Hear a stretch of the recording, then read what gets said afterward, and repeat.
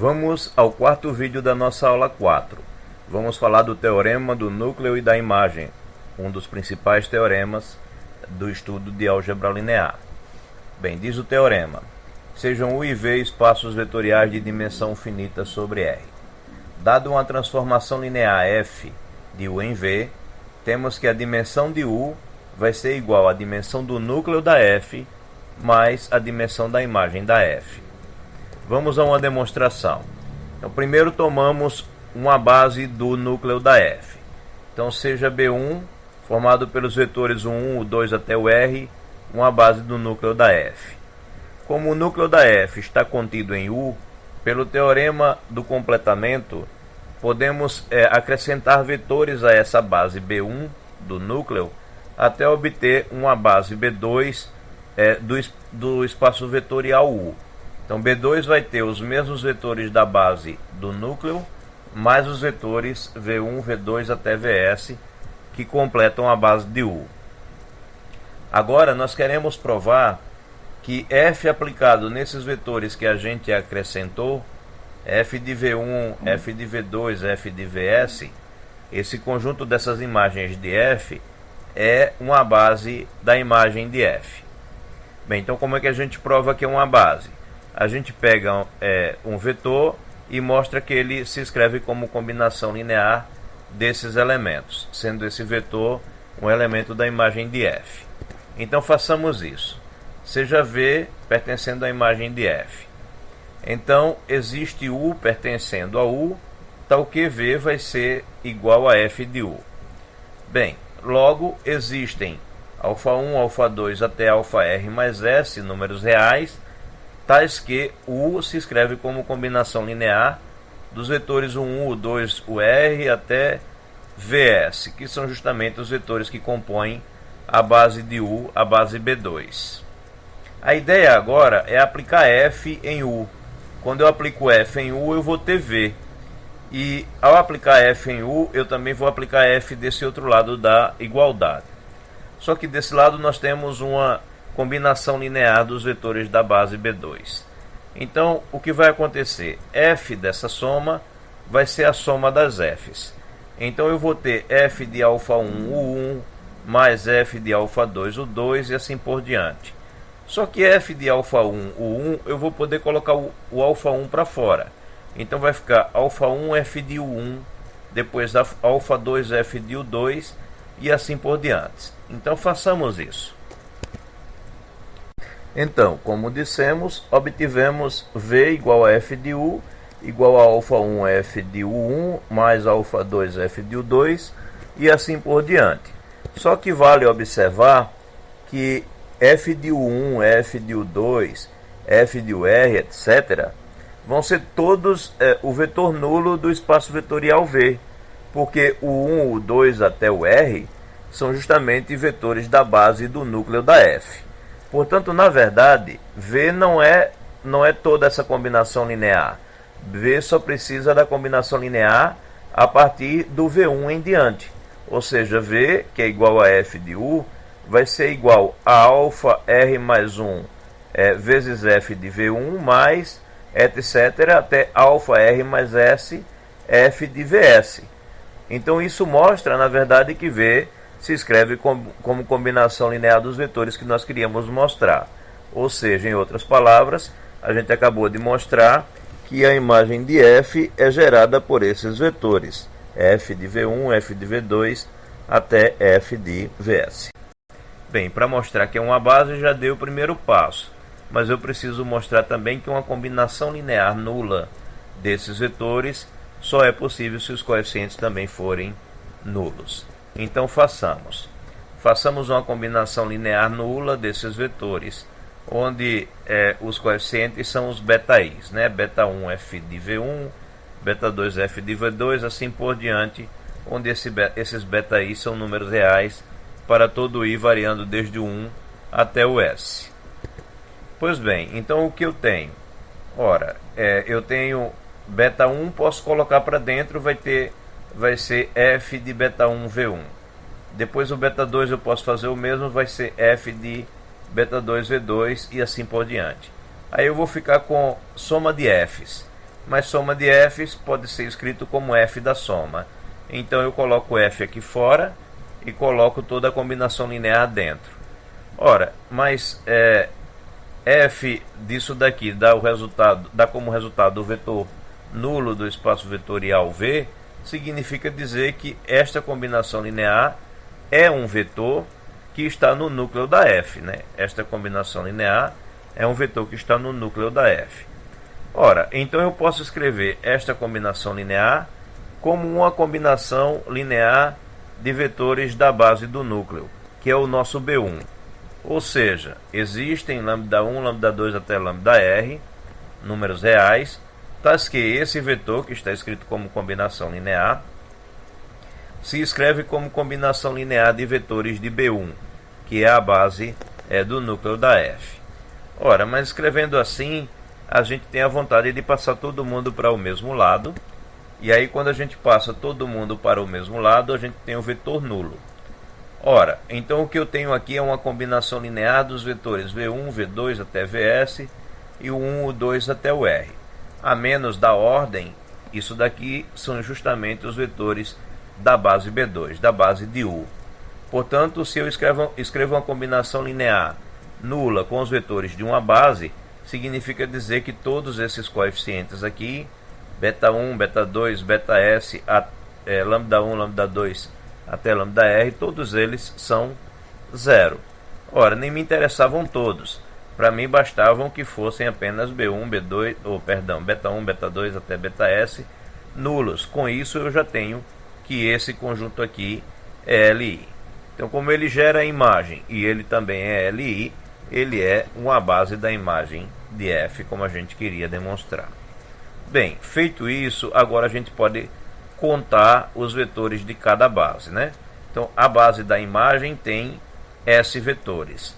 A base do núcleo tem R vetores. E a base de U foi composta com os R vetores da base do núcleo, mais os S vetores que a gente acrescentou até chegar à base de U.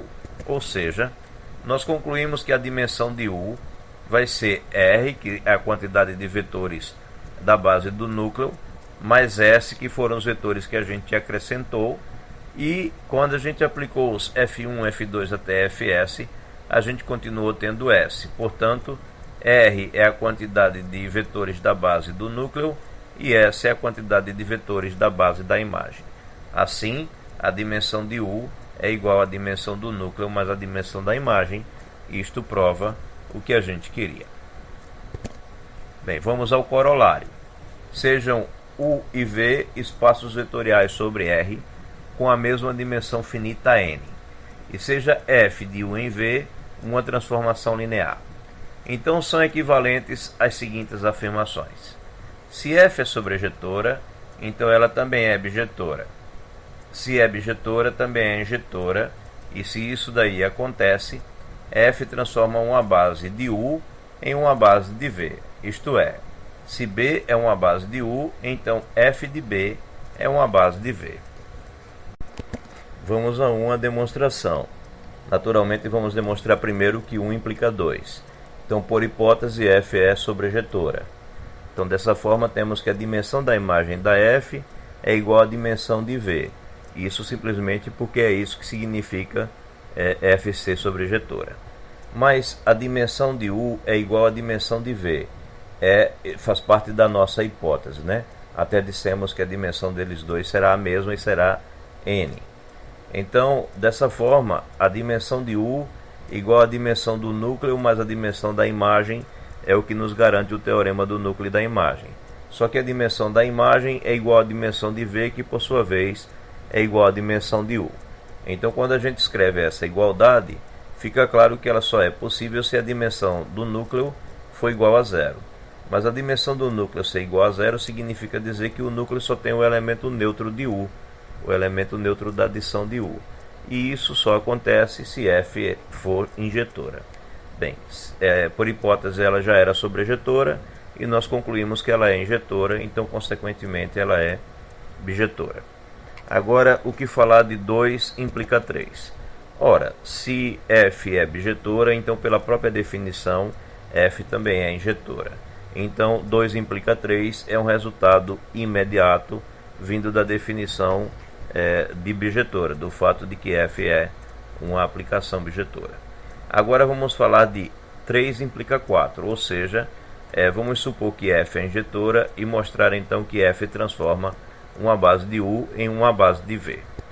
Bem, nossa hipótese, não esqueça que f é injetora. Então seja B uma base formada pelos vetores U1, U2 até o N, uma base de U. Vamos mostrar que a ação da transformação linear nesses vetores, ou seja, f de U1, f de U2 até f de UN, compõem uma base, que a gente está chamando aqui de f de B, uma base de V. Bem, vamos observar o seguinte então. F de B tem N vetores, onde N é a dimensão de V. Por quê? Porque F é injetora. Então eu não tenho F de U1 igual a F de U2 ou F de U2 igual a F de U3. Não existem 2 a 2 aqui, eles são todos distintos, não podem ser iguais. Portanto, a quantidade de vetores que eu tenho aqui é N. Só que N é exatamente a dimensão do espaço onde esses vetores estão, ou seja, N é a dimensão de V. Portanto, se esse conjunto for Li, ele automaticamente já é uma base. Logo, basta provar que f de B é Li. Então, façamos isso. A gente faz uma combinação linear e iguala o vetor nulo em V.